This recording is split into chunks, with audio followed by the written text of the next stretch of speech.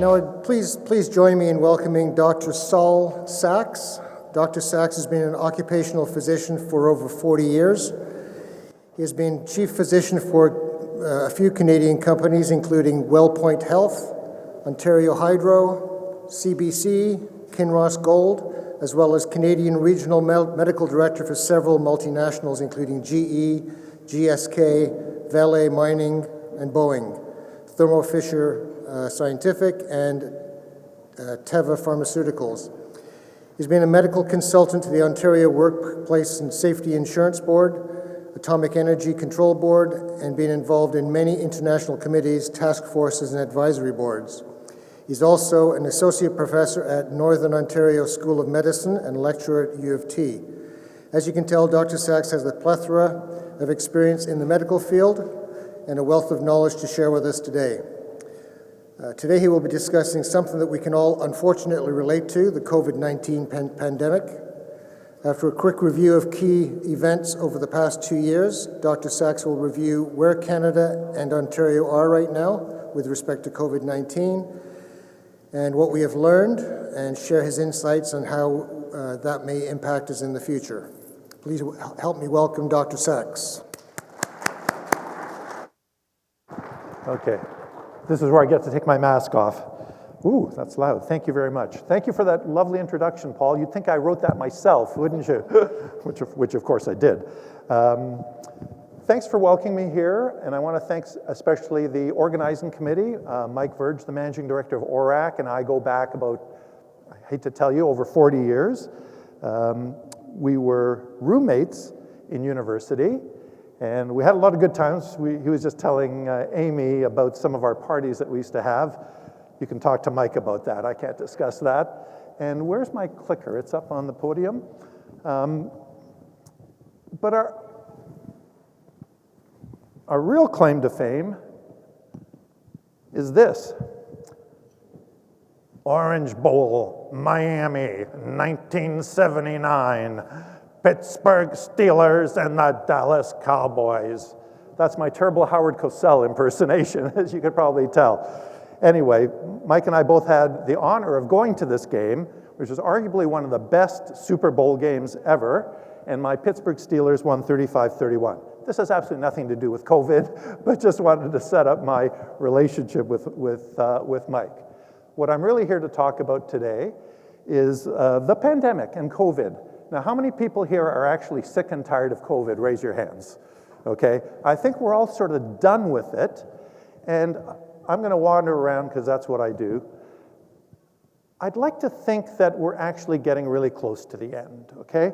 And I'm going to tell you why as we go through the slides. So what I'm going to talk to you about today is, the last 2 years, so how this started, how it's progressed, what we know and what we don't know. I'm going to talk about layers of protection, because I think they're really important to understand. We've got a whole bunch of them. We've been using them very successfully, and we may need to keep using them in the future. Vaccines been contentious, right? A lot of companies and organizations putting in mandatory vaccine policies. Is that the right thing to do or not? Delta variant and other variants. So you can see in the diagram there, you can see the 4 different main variants that we're used to. And we'll talk a little bit about those. Everybody's interested in the future, and so we'll talk about some of my musings about what the future may or may not hold, and then the bottom line. So, anybody recognize this picture? Where are we here? Wuhan, right. So we all know that this virus started in this megalopolis, 11 million people. Never even heard of Wuhan. It's a huge city until COVID started. So this is Wuhan, and the first I ever heard of this was in a posting. I get this daily newsletter from the Institute of Infectious Diseases, the Society of Infectious Diseases, and this came on December the 30th, and this was the first posting on this, Wuhan unexplained pneumonia in China. Okay, didn't really cause much concern. But then they started to report some deaths. And we talk about the Wuhan seafood market. You remember seeing pictures of this probably on CBC or CTV. And But if you really look at it, it's not just a seafood market, it's all these stalls. They sell everything there, anything that you can eat. Insects, reptiles, wild animals, whole animals, live animals, organs, and some seafood too, okay? But it is what they call a wet market in China, and they're very common in Asia, and Africa too, for that matter. Okay, then we go to January 6th, okay? There's still questions swirling about the unexplained pneumonia outbreak, and if you go to the bottom, I hope you can see it, it says, centered around a seafood market that sold birds, other animals, and organs from wildlife. So this was the predominant thinking early in the pandemic, that this started here, somehow somebody got transmission from some animal in the seafood market. And here's how it could have happened, okay? There are three possible routes. Now, we know that these coronaviruses, just like flu viruses, they all originate in bats. And somehow they can get from bats to humans. And they can go directly, so a bat can bite a human or poop or pee on their head while they're sleeping. So they can get in that way. They can go through an intermediate host. So they infect an animal, then that animal goes to a market. It interacts with people in that market, and that's what we call a natural infection. And then the third possibility is some type of lab infection. So lab worker working with this stuff, maybe manipulating it or growing it, and then it accidentally or maybe intentionally escapes and causes an infection. So these are the three main theories that people have been looking at. And can I tell you, has there been a definitive answer on which one of those three routes it got into us? Unfortunately, the answer is no. Okay, so did it start here? So this would be an intermediate host. Anybody know what this animal is? It's called a pangolin. You probably heard this early on. I'd never heard this animal before. It's a bizarre looking animal, but they're very common in Asia and very highly valued, and people do a lot of things with this animal, including eat them. So the reason they thought it was maybe this where it started, because when they did sampling of the coronavirus isolated from this animal, 96% match to the coronavirus that they found in people. So very, very close match. So, but other people say, oh, maybe it started at the Institute of Virology. There's a woman there, they call her the Bat Lady, and she's the world expert on studying viruses in bats. And she works at the Wuhan Institute of Virology. Now, this institute is about 25 kilometers from the seafood market. So a bit of a stretch, perhaps, that it went from there over to the seafood market. But this was another, hypothesis early on in the pandemic. But more recently, there was a study from Denmark that looked at this particular place, the CDC, Chinese CDC in Wuhan, which is half a kilometer. And they were doing some studies on coronaviruses here too. So where did it start? Honestly, we still don't know. The predominant theory is that somehow it was a natural transmission, not man-made. But the Chinese have not been particularly cooperative in working with World Health to find the true data. So that's China. Okay. This posting from the National Post, January 28th, 2020. First coronavirus case confirmed. So the official date was January 26th, and then we had a few more cases. Okay, so we had a few cases. We were expecting that. No big deal. And it happened in Toronto. This is when everything changed for me. Every year, a group of friends and I, we go to March Madness, and we travel by car to the first round, and we had plans to go to Cleveland, Ohio, to watch the first round of the NCAA basketball tournament. Everybody knows what March Madness is here, right? Okay, so we got on the phone, March 8th, no cases reported in Ohio. We were going to Cleveland. We say, everything's on, we're going. Okay, March 11th, 3 days later, who declares COVID a global pandemic? But check the newspapers, check the Ohio public health websites, still no cases. We're going. March 13th, they got one case reported in Ohio, and they cancel the tournament. That's the day this started for me. Okay, so where have we gone since then? Okay, so this is as of yesterday or the day before. So in Canada, we've had about 1.7 million cases. So that's about 1 in 20 people, Canadians, have had COVID. So hands up if you or somebody that you know fairly well, family member, close friend, has had COVID. Okay, so pretty much everybody in this room knows somebody who has had COVID. Can be a mild disease, it can be a really nasty disease. We'll talk about that. So we had this one first wave. I don't have a laser pointer, so I'm gonna go here and point, okay? So we had this one first wave. It didn't look so bad, but if you remember, we didn't have a testing capacity back then. So honestly, the number of cases, if we had good tests that we could have done, was probably 10 to 20 times higher than that. So it likely would have been the highest first wave. Then we had a good summer last summer, if you remember. Things were pretty calm.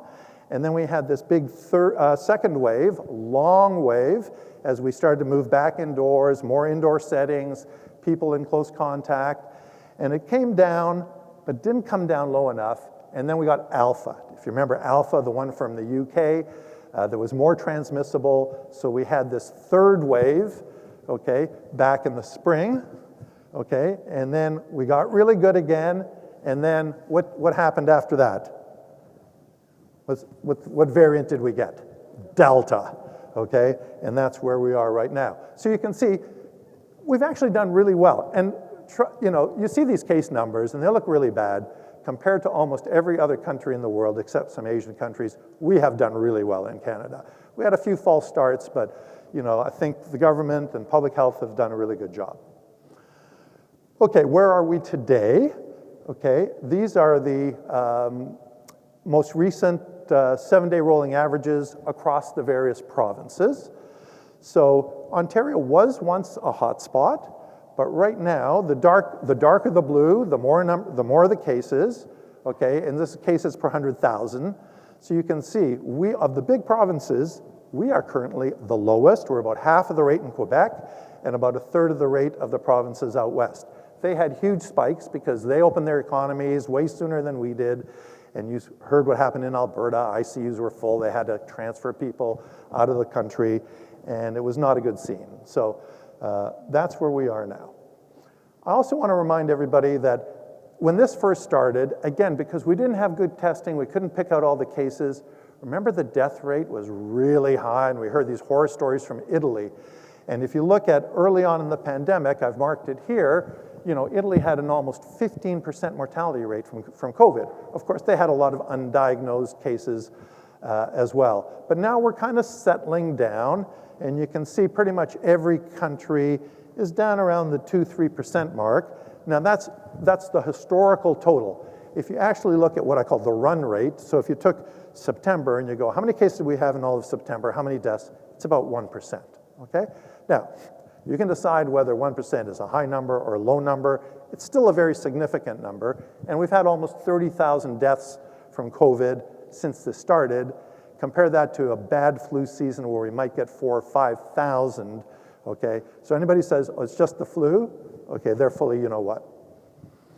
Okay, we're going to talk about layers of protection. I love this model. I use it all the time. How many people have seen this model before? No, okay. So we call this in safety the Swiss cheese model. And what this indicates, you can use it for a lot of things. You can use it for falling off a ladder. You can use it for car crashes. It just says there are multiple layers of protection. So let's see if we can identify them. And let's see how big the holes are. Because what we're trying to do is prevent this virus over here from infecting this poor person over here. And we've used most of these, if not all of these, over the course of the pandemic. So you can see the distancing, the masks, the hand hygiene, avoid touching your face, avoid large crowds, which really is probably more important than we give it credit for.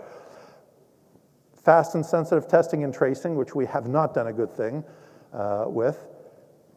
I'm talking to a bunch of HVAC people here, right? So I am going to talk a little bit about ventilation because it is important and it's been undervalued. And I'll explain why it's been so undervalued. And then quarantine, and then finally vaccines. So we are going to spend some time talking about vaccines. It is the last layer of protection. It is the most effective layer of protection, but it does have holes. So that's why we're probably going to have to keep some of these other layers in place until we decide that we don't need them anymore. Okay, so what do we know about the infection timeline?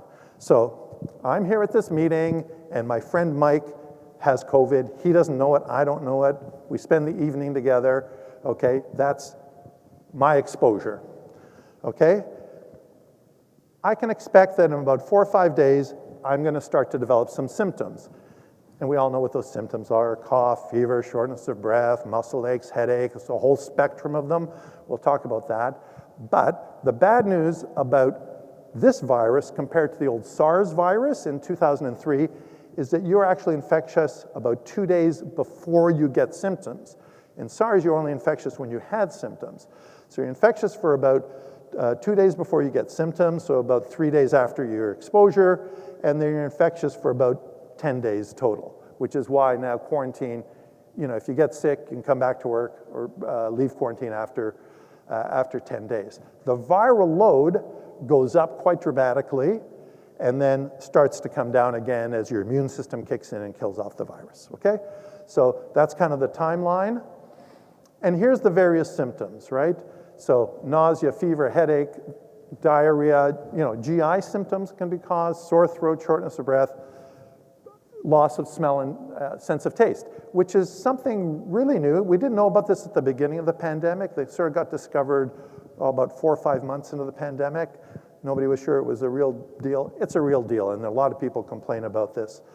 And so we know that during the time you're contagious, you are infectious, which is why you have to clear your symptoms before they let you out of quarantine. Okay. Long COVID, so you get an acute infection, you go, okay, it's kind of like the flu, I'll feel shitty for a couple of days, maybe a week, but then I'll be okay, right? Not quite right, okay? There's this condition called long COVID, which happens a lot. You'll see numbers ranging from 10% to 50%. The largest study done on this says about 23%. And again, it can affect every organ system. So if you look at the symptoms or complaints that people have with long COVID, they get pain, they get breathing difficulties, they get a lot of mental health situations, anxiety, depression, and brain fog. It's not on that list, but it's very common. And it can last for months and months and months. So it's not an innocuous, I get it for a week and I'm done. There's a big burden of chronic disease that's been caused by this. Okay, I want to talk a little bit about risk factors. So we know that the biggest risk factor is age. And if you look at the data from New York early on, and this really hasn't changed, the percentages are now lower because we have better treatments and stuff. But from the age of about 60, your risk doubles every decade. So it goes from like 3 to 6 to 14 to 24, up to 25%. So I'm looking down here. You know, somebody over 85 have a very, very high risk of severe outcome, death, okay? And, you know, you can see the largest group here. And then we also know that there are these underlying conditions, comorbid conditions, that put you at increased risk. And there's a long list of these too, unfortunately. We know about the immune compromised. That's fine, but diabetics, people with chronic lung disease, people with chronic kidney disease, even people who are overweight, okay, are at higher risk. And these people may have to get additional booster shots. We'll talk a little bit about that as time goes on. So let's talk about transmission and how this is spread. So I took this from an article published early on in the pandemic, and we've known this. This is the same for every respiratory disease, common cold, flu, you name it, TB, okay? There's spread from contaminated surfaces.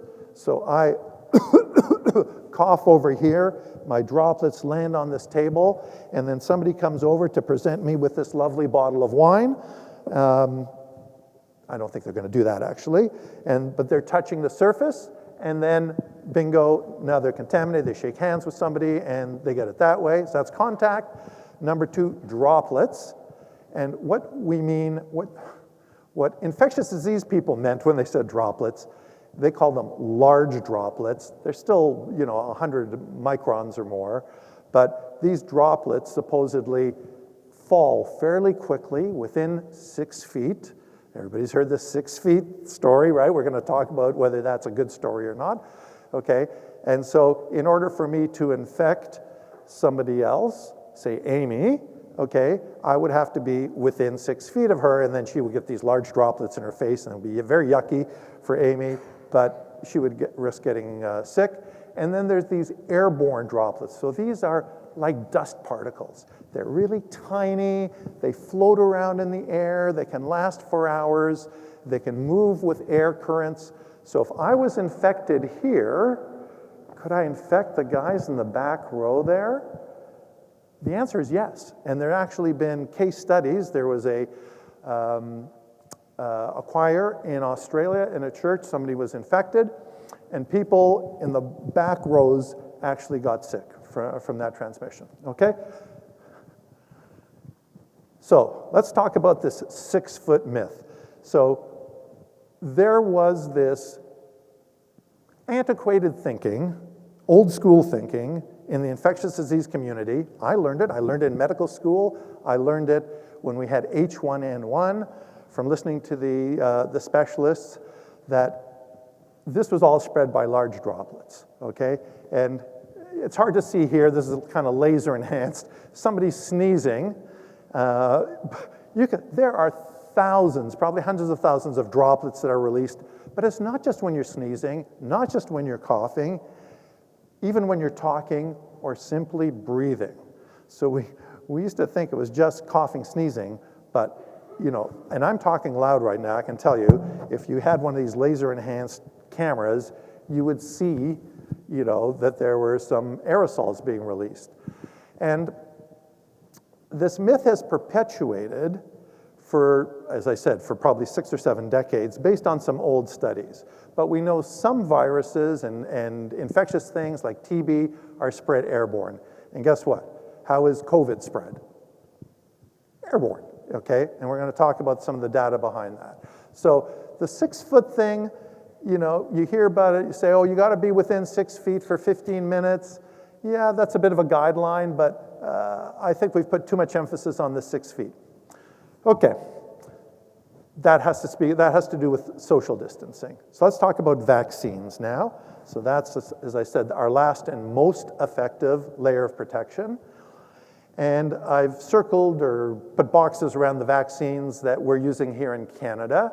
So we all know them by name. They're household names now, right? You probably have no idea what the flu shot that you got is called, okay? But we all know about Pfizer and Moderna and Johnson & Johnson and AstraZeneca. And you can see these are the original studies that were done well over a year ago, or released about a year ago. I mean, if you look at the dates there, November 2020, so it's a year now, right, that they released the Pfizer and Moderna data, showed 95% effectiveness. That was against the original virus that came from China. And then you looked at some of the other ones, different technology. So the first two are RNA vaccines, and I'm not going to talk a lot about that. If you want to ask me questions about that later, that's fine. Okay, and the other two viral vector vaccines, they're similar vaccines. Johnson & Johnson, just a 1-shot, but really it should be a 2-shot vaccine and less effective. Okay, so these vaccines proven to be very effective, stayed the course of time. Real world studies show that they're still very effective. But everybody in this room I know has had a vaccine because we had to show our passports before we got in, okay? There are side effects from this vaccine. I've had 2 shots already, like you have, and sore arm, hands up those who had a sore arm. Yep, pretty much. Hands up those who had fever, chills, headache, some other symptoms. Yeah, it's like 3/4, right? If you look at the data, about 70%. And I remember when I got my second shot, okay, I got it on a Thursday night, and Mike was asking me whether I do a lot of these, and I've done a fair bit. I was doing a presentation for one of my clients, General Electric, and it was from 11 to 12. It was virtual, And I'm sitting, I'm starting the presentation, and 11:30 is practically to the minute. All of a sudden, I got this wave of fatigue, these chills and shivers, and that was from my shot. So I know these are real. Okay.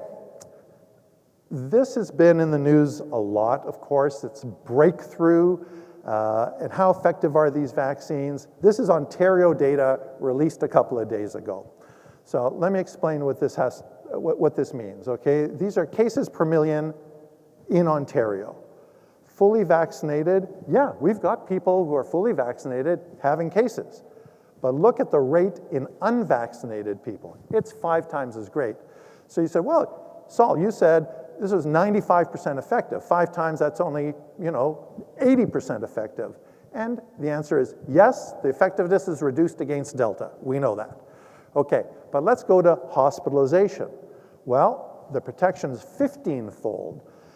And then if you look at ICU, it's 40-fold. There's hardly anybody in ICU who's been vaccinated. I have colleagues who are ICU physicians, and they tell me, hey, Saul, I got like 12 people in my ICU. They're all unvaccinated. So this really is a pandemic of the unvaccinated. So we may get cases. People in this room, don't be surprised if you get COVID. Chances are it will be very mild, and you won't end up in hospital, and you're not going to die. Okay? We had a question about intervals, because the original studies were done at a certain interval, first dose, 3 weeks or 4 weeks before you got your second dose. And, a lot of countries like Israel and the US said, no, we're sticking to the manufacturer's recommendations. But the fact is, those studies were done quickly. They shortened the timeline to sort of get the studies done as quickly as possible. But in Canada, we were short of vaccine. We had alpha. We wanted to get as many first doses in as many people as possible. And so we increased the dose interval. And you know what? It was a great decision, because studies have now been shown this from BC CDC. A longer interval to the second dose results in higher antibody levels. So we didn't have a lot of great data at the time, but we had some. We made a good decision. Oops, did I hit the wrong button? Yes, I did. Okay, and this is some of the data on mix and match. So that's another thing, We started off with, if you started with an RNA, you got to get an RNA. If you got AstraZeneca, your second dose got to be AstraZeneca. But then we had these blood clots with AstraZeneca. You remember that? Okay, so NACI, the National Advisory Committee on Immunization, looked at the data and said, particularly young women probably shouldn't get a second dose of this. What are we going to do with them? Well, maybe they should get an mRNA vaccine. And everybody said, no, that's terrible. We have no data to support it. But in fact, there were already studies from Germany and Spain that showed that if you mixed and matched, took one vaccine then another, you got a better immune response. So again, I know there was a lot of controversy about this decision, but in reality, it was a good decision that we made. So how are we doing now with vaccines? Okay, I know it's hard to see the numbers. It doesn't really matter. This is a selection of countries that I took, mainly European, some Asian, some African. You can see in Africa down here, they 5% perhaps across that continent. Canada, we were slow to start. Like there were countries, UK, US, Israel, they were way ahead of us last spring, but we caught up. In June, we were number 1, actually. Now, we're still in the top tier, and you go, well, who's number 1 right now? The Emirates, 97%. How did they get to 97%? They're using Chinese vaccine, which has been approved in children. And so that's how they were able to get up. Unfortunately, the vaccine that they're using is not very effective. So we're doing really well with vaccine. Okay, people also want to know, if I had COVID, I've got immunity, right? I've got antibodies. Why do I need vaccine? People hear that, that argument from friends and relatives? Yep. Okay, well, the truth is, we now have good data. This is an older study back in June. There's a new study just posted a couple of weeks ago. I'm sorry I didn't include it, that shows that if you get vaccinated, your risk goes down a lot. So if you're not vaccinated, okay, compared to somebody who's fully vaccinated, after having gotten COVID, you're 2 to 5 times more likely to get COVID and get bad COVID. So, bad argument there. Okay, vaccines in pregnancy. Okay, a lot of concern. You know, pregnant women are really vulnerable. Everybody wants to protect their unborn child. And, you know, so I can understand that women are very hesitant to, if they're pregnant, to get the vaccine. But there have now been millions of pregnant women who've got this, and all the professional societies, the obstetrics and gynecologists and public health organizations have say, if you're pregnant, get the vaccine, because the increased risk to the mother and the baby is much higher. A study published in June showed that the risk of dying if you're pregnant and not vaccinated, 22 times. If you get COVID and you're unvaccinated, you have 22 times the risk of dying, so not a good thing. Okay, let's talk about the waning antibodies and third dose. We know that symptoms start, you get a spike of antibodies, it lasts for probably 5 or 6 months and then starts to decline. That happens with every infectious disease. This is nothing new. So then that brings up the question, so when should we get a booster shot? If we know that the vaccine is declining, when should we get booster shots? And that data is just starting to come through now because people are just starting to get their third dose booster. The first study done on this was from Israel because they're the ones that vaccinated early in the spring of last year.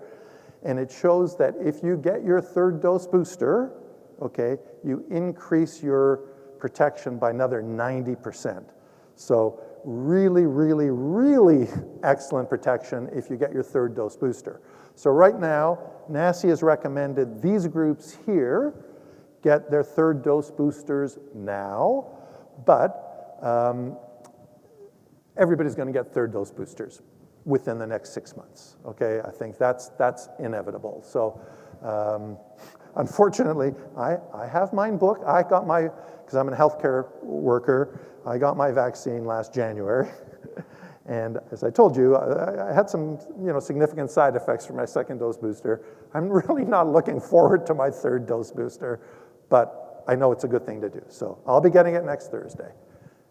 I'll keep Mike posted as to how that goes. Okay, vaccine disinformation and myths. This is all over social media, right? So you go to Facebook, Instagram, you can hear a dozen people telling you how horrible this vaccine, all these terrible things it's going to do to your body, and most of it, 65% of this, is being spread by 12 people known as the disinformation dozen.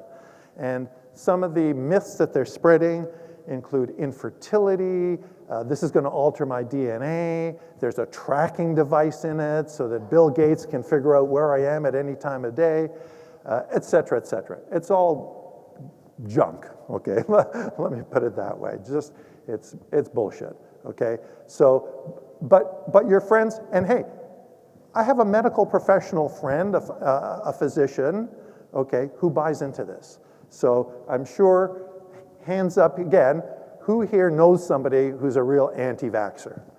Yeah, we all know them, right? So they're there. And I think, the best we can do is just, try and work with them. Now, I was out walking my dog just before Halloween, and I came across the scene at my neighbor's front yard. And you can see the gravestones, and you probably can't read what it says there. The gravestone says, did his own research. And if I had a nickel for every time somebody said, hey, Saul, I've done my own research, okay, these are not PhD researchers that are doing this. These are people who have gone on Facebook and social media and made bad decisions. Okay, let's talk about variants. We started off with the one in China, got slightly altered in Italy, then we started giving them Greek letters because we couldn't remember all these B117, they're too complicated names. So now there's the Alpha from the UK, there was Beta in South Africa, Brazil, and then the one that started in India, the Delta virus, okay, it's got more mutations. We now know it's more transmissible than Alpha. It's the most transmissible of all the ones that we've got so far. And I say maybe 2 to 3 times more severe. There's some conflicting data sets, but I think the most convincing is that yes, it is more severe. Okay, in Canada, what are we seeing these days? It's all Delta, okay? So again, this was November 5th, I pulled this off. These are the total ones that have been characterized. Yeah, mainly Alpha, because that was the big third wave, okay? But if you look at on a daily basis, so this was on November the 5th, the ones that were identified, no Alpha, no Beta, no Gamma, 136 Delta. It's all Delta. Okay, so now let's go to your neck of the woods. Let's talk a little bit about ventilation, okay? So, again, this was a study, an interesting study. This was back in April of 2020. It got very little attention because the infectious disease specialist said, no, it's all large droplets, okay? There must be something wrong with this. But this was done not by a physician, but by an engineer. And he came to the conclusion looking at what different countries were doing to control the spread, some just using hand hygiene, some having masks, some just social distancing, and based on his modeling, said airborne is about 2/3. And everybody laughed at him, you know, and says, this is no, we know it's large droplets mainly, but he was right. Okay, so now, if you are looking for information from your specific trade, business, okay, this is a great resource, okay? How many people have seen this? ASHRAE, okay, everybody knows about ASHRAE.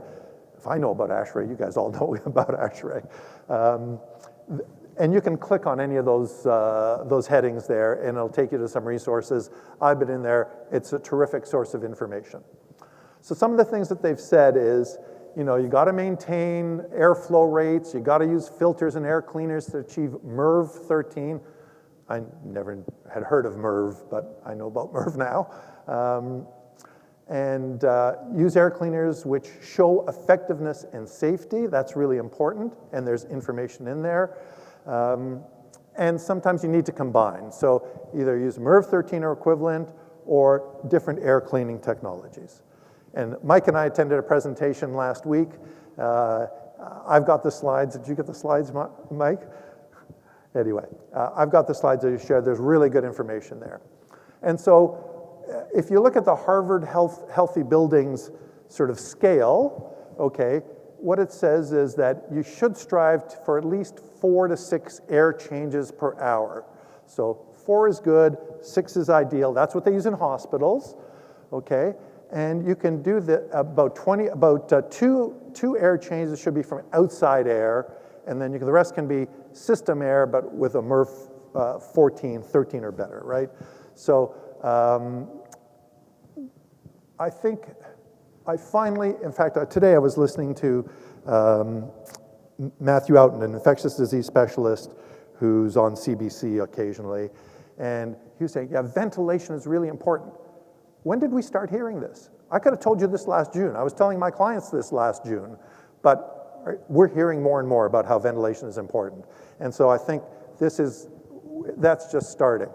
And then if you look at the scientific data, this was reported in the CDC, okay, so if you say no ventilation improvements, that's 100% bad, okay? If you use only ventilation, you can decrease cases by about 30%, air filtration, 25%. If you use both, okay, use both technologies, then you reduce it by about 50%. So it's additive. So, you know, not just one or the other, but both. Okay, plexiglass sheets, okay? I mean, I can't tell you how many times I go into a restaurant where they have a long table and they have a plexiglass partition in the middle, and so one couple's over here, one couple's over there. And I think, you know, that was, again, based on the old school thinking, 6 feet, large droplets. If I put a droplet shield there, it's going to protect the people, right? But now we know most of it is airborne. These airborne particles can drift and fly over these plexiglass sheets. And not only do they not stop transmission, but they might increase it because they create stagnant pockets of air. So the airflow can't go through. And so I'm having trouble convincing my clients to get rid of them, but at least they're not adding any new ones. So that's good news. Okay, so what's new? Vaccine passports, we know about that. You can get, if you get your COVID shot and you want to get your flu shot at the same time, that's okay. It wasn't a couple of months ago, but now they decide it's okay. We should use Pfizer, not Moderna, in the younger population because of this myocarditis, this heart inflammation, so we know that. Moderna is working on a single-shot flu and COVID vaccine, and 2 new viral pills that have been announced in the last month, one from Pfizer, one from Merck. The Pfizer one looks really, really good. So this is, I got exposed today. I'm probably going to get infected. Can I take this pill to stop me from getting sick and ending up in hospital? These pills are not good when you're really, really sick, but they're good early on to prevent you from getting sick. Okay, so now we'll move to the future, okay? So there's 2 quotes here, one from me. So this was something that I posted for one of my clients. It said, at some point, society will decide that we've had enough, that the risks of bad outcomes is, how do you like that grammar, Mike? The risks are small enough that we can remove some or all layers of protection and keep hospitalization and mortality rates low, protect our children and our vulnerable populations, and get on with living life as we knew it, but not just yet, okay? So this will happen. We will go back to living a normal life, my prediction, okay? And Washington Post just about a week ago, it doesn't end, we just stop caring or we care a lot less. So that's consistent with what I've been saying. Okay, I think I'm gonna go through that slide because it's a little difficult to explain and I don't have my pointer, so we'll leave it. Okay, so what does the future hold, okay? Once we get good immunity, okay, it will probably become a seasonal virus like the flu, like the common cold. Drug treatments will improve. We've got 2 new antivirals now. AstraZeneca's releasing an antibody drug, which again, if you get that injected shortly after you get exposed, it prevents you from getting sick. But I think some of the things that we're doing now are gonna stick. So, you know, in the past, if you had a cold or the flu, you were brave, you still went to work, you know, and people looked up to you. Okay, I don't think we're gonna do that anymore because we now know you're gonna spread your germs to everybody else, and now everybody else is gonna get sick. So I hope this is something that sticks from this pandemic. Variants, could we have another variant? Absolutely. I mean, we've still got millions of cases happening, you know, every week around the world. And as long as there's spread between people and replication in people's bodies, there's an opportunity for these new variants to occur. I think we've been lucky so far that Delta has really held the fort, held its ground, but we can expect maybe some other variants. Okay, remote work, is that here to stay? Okay, I think it is. You know, I hear a lot of my clients saying, okay, you know, Joe and Sally, they're gonna come back Monday to Wednesday, and then Paul and Debbie, they're gonna come in on Thursday and Friday. So some degree of remote work I think is here to stay. Masking, you know, if you ever travel to Asia, masking is very common there. I think we're gonna see more people wearing masks, you know, if they get a cold or the flu, or if they're concerned that there is something spreading, we're gonna throw our masks on. Social distancing, I don't know so much about that. Vaccine passports, you know, I think they'll be gone after a while. You know, they may be around for, you know, 6 to 12 months, but they'll probably be gone. And ventilation standards, yes, I think there's gonna be a lot more emphasis on that. And so I say, you know, keep checking in with those ASHRAE, because I think there will be more standards. Better international cooperation on emerging diseases, you know, because this thing can start anywhere. You know, Africa, Asia are the 2 most likely places for it to start. And I think, you know, we got to get on this quickly. We were lucky this time because the Chinese doctor who discovered it posted the genome sequence on a public site very early on, like back in January, so that the drug companies could start manufacturing their vaccines and focus on health security. So, you know, everybody was up in arms when Justin Trudeau a year ago said, we don't have the capacity to make vaccine here. Okay, well, there's a Novavax facility going into Montreal. There'll probably be some more. And I think countries will look at, we need domestic manufacturing capacity for vaccines and PPE. And then travel. So there's a great quote last week in the Toronto Star. Travel today is a constant tension between the desire for fun and fresh experience and the lingering possibility of danger. You know, because you gotta wear your mask, you gotta be vaccinated, you know that there's a risk there. People talk about it all the time. The numbers are coming back up, In the US, they're up to about 80% of pre-pandemic levels. In Europe, not so much, around 50%. And poor Singapore, they're at 4% of their normal capacity. Okay, so my bottom line, okay, case numbers are plateauing, slightly rising now in Canada. We saw that little uptick on the curve. We'd sort of flattened out that fourth curve, brought it down, but now there's a little uptick. We got to watch that. I mentioned this is a pandemic of the unvaccinated. They're the ones who are going to end up in hospital or die. The Delta variant is more transmissible, but the vaccines are still excellent. There may be breakthrough, but going to keep you out of hospital. All the vaccines that we've approved in Canada, I think, are good vaccines. The mRNA vaccines are better vaccines, but some people can't take them, so we have options. We've talked about the layers of protection. So some of these layers are going to stay around longer than others, but again, the most effective layer is vaccination. I know people have lost a little faith in public health because they say, oh, your guidance keeps changing. First of all, you say, don't mask. Then you tell me we mask. Then we need a better mask, okay, et cetera, et cetera. Well, I've been in that same position, The science is evolving and the virus is evolving. So things are changing on a day-to-day basis. And what I tell you today, I could be all wrong tomorrow, okay? But I'm telling you the best scientific evidence I know of today. And then lastly, ventilation has been underappreciated as an effective layer of protection, and I think the future looks bright. And for me personally, my wife and I, we go on cycling holidays every year to Europe. This was our last trip in Germany 2 years ago. So this is in the Mosel River Valley in Germany. You can see the vineyards on the right, the river on the left, a little town, and they're fabulous.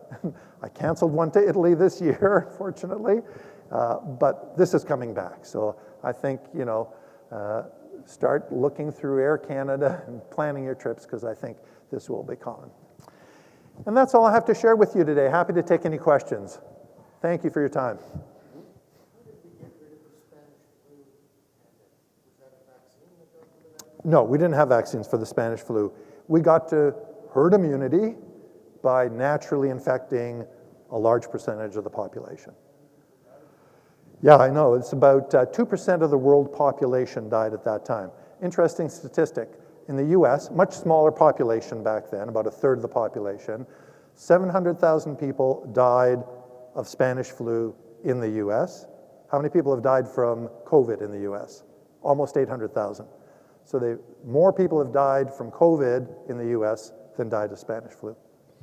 Okay, I mean, our goal is to try and get to herd immunity, which is a bit of a theoretical concept. There's no hard number. You can't say, oh, when we get to 90%, we'll be at herd immunity. Herd immunity suggests we're not going to get any spread. No, we're going to get continuing spread. But it'll be smoldering at a low level. Because if I get infected, okay, but you guys are all vaccinated, okay, I'm not going to spread it to you or you or you or you, okay? Maybe you'll get a breakthrough infection because your immunity has waned, but it's going to be mild. And so that sort of stops the sequence of transmission. So that's what's going to happen. We're trying to get there with vaccine, okay? But interesting report from India. You remember how India, where the Delta wave started, huge spike, hundreds of thousands of people dying, totally underreported, by the way. I mean, it's probably 10 to 20 times as many as were reported because they just don't have the public health infrastructure. When they did studies, they took people's blood samples, looked for antibodies. About 70% of their population had antibodies when they'd only vaccinated less than 10% of the population. So you can get to herd immunity one of two ways. We decide which way we want to go. So you can still be a carrier if you're vaccinated. The chance that you'll become a carrier being you're infected and can spread it, okay, are much lower. You can still get high viral loads. So when they've looked at people who are vaccinated and unvaccinated, when they do get these breakthroughs, okay, their viral loads are pretty much the same, okay, but the duration of their spread is much shorter, so they don't transmit to as many people. Yep. Absolutely. If you read the ASHRAE stuff, okay, because they can improve the air changes per hour. So if you're in a room that doesn't have good ventilation for whatever reason, I look after a little lead refiner, and I have an office in the back corner. The ventilation there is terrible. You know, I have a HEPA filter in there, and because I know it is circulating the air and cleaning the air. You might want to have a portable. The better thing, if you can, is open all your windows. Natural outside air is better, but you know, if you're in an apartment building, a condo that you can't open the windows, that's a good thing to do. Good question. Any other questions? Yes? So humidity control is interesting. I don't really know enough about that. So I'd say check on the ASHRAE to see, but we know one of the reasons why these things spread more in the winter is one, we're inside, close contact together, but number two, you know, as we talk or cough or sneeze, these droplets come out. The big droplets, which would normally fall to the floor, in a low humidity will evaporate and become small airborne droplets. So I think it does increase the load of airborne droplets, okay? But do your own research on that one, okay? Anybody else? Yeah.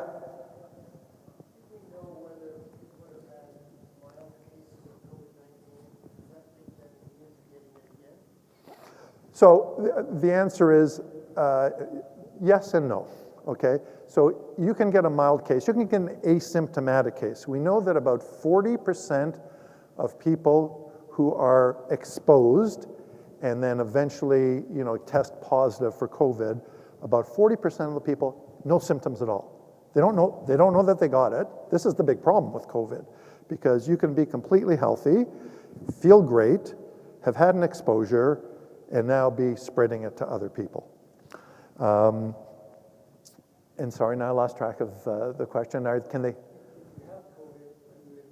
you immune? Okay, so you do develop antibodies, okay? So you do have some level of immunity, but it's not as good as if you get vaccinated with 2 shots, okay? And it wanes a little faster, so that's why I showed you the data that people who've had COVID should still get vaccinated. Okay? Anyway, thank you, everyone.